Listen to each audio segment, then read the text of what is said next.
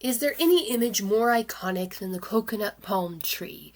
The large, scaly trunk raising up over the sand, ending in wide, waving green branches above. Now, with a few coconuts hanging down from the branches. Now, this wondrous tree has given us many, many gifts. And none are more fascinating than the coconut itself. A giant nut which contains enough food almost to make a meal in of itself, just out of one. It contains a delicious liquid drink called its milk, its flesh, even its whole is useful to us. Of all that, it has a fascinating way of spreading. The coconuts drop into the ocean and sail off for ports unknown. Now, that's the biological history. Now, what about the chemical history? What do we get from the coconut tree? Well, we get many, many things. We get fibers from the bark and the leaves and the coconut shells itself that makes cloth that we can use outdoors to prevent erosion and protect other plants. We, of course, get the delicious coconuts themselves. From those, we can make coconut oil and coconut flakes, which will be the two things we'll be looking at in the class today. But the big important one, the chemically fascinating one, is the coconut oil. What is it about coconut oil that makes it so special? It has many of the same properties of butter.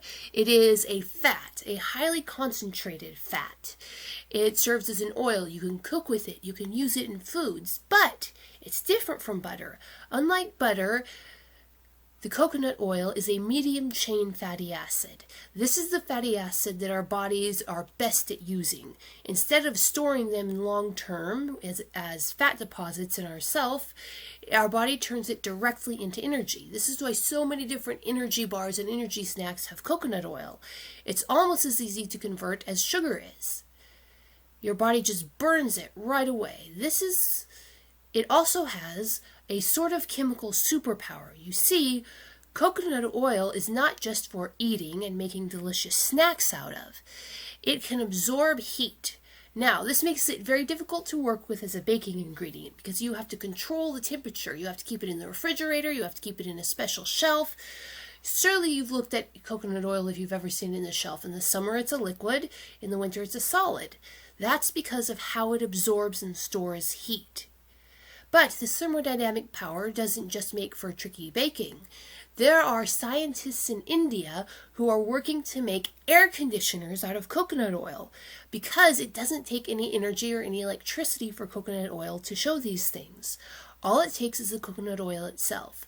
So what they're planning on doing is building a container full of coconut oil that they can put in a house. And as the hot Indian sun beats down on it, instead of heating the room, it will be absorbed into the coconut oil. And the coconut oil will take all of the heat and store it until it goes from a solid until suddenly becoming a liquid.